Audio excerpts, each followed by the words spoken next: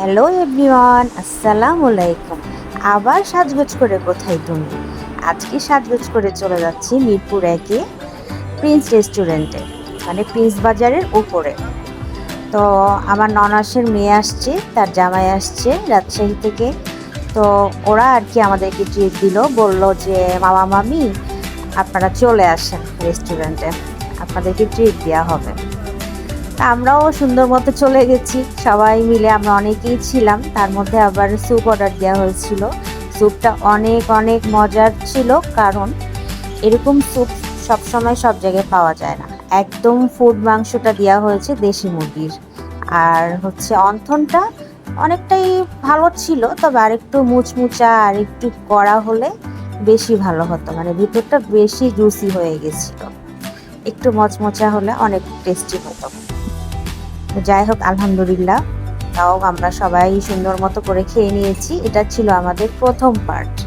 আমরা কিন্তু অনেকেই আছি, আমার মেয়ে আছে, আমার ননাসের মেয়ে আছে, আবার তার মেয়ে আছে, সবাই মিলে আমরা একত্রিত হয়েছি। আর এটা হচ্ছে সেকেন্ড পার্ট।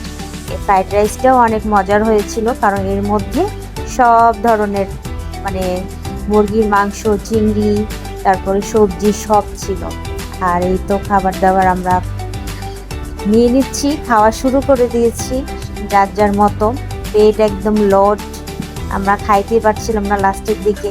মানে প্রথমে আসলে খাবারের স্যুপটা খেয়ে নিলে পরে আর কি রাইসটা ঠিক মতো খাওয়া যায় না। এদিকে সিজলিংটা দেখেন কি যে ভালো লাগছে। আমার সিজলিং খাইতে অনেক ভালো লাগে, কারণ এটার যে পুরো স্মেলটা আসে সেটা আমার কাছে অনেক ভালো লাগে। আর চাইনিজ ভেজিটেবল আমার বরাবরই পছন্দ, আমি বাসাতেও রান্না করে থাকি। তো এই তো হলো আমাদের খাওয়া দাওয়া। আর আমি এই যে খাচ্ছি, কাপুস কুপুস করে খেয়ে নিচ্ছি আর ভিডিও করে নিচ্ছি। খাওয়ার সময় ভিডিও করতে একটু কেমন জানি লাগে, তারপরও মাঝে মধ্যে একটু না করলে হয় না। তো খাবারগুলো আলহামদুলিল্লাহ অনেক ভালো হয়েছিল। আল্লাহর কাছে কোটি কোটি শুক্রিয়া, এত খাবার আমাদের কপালে ছিল।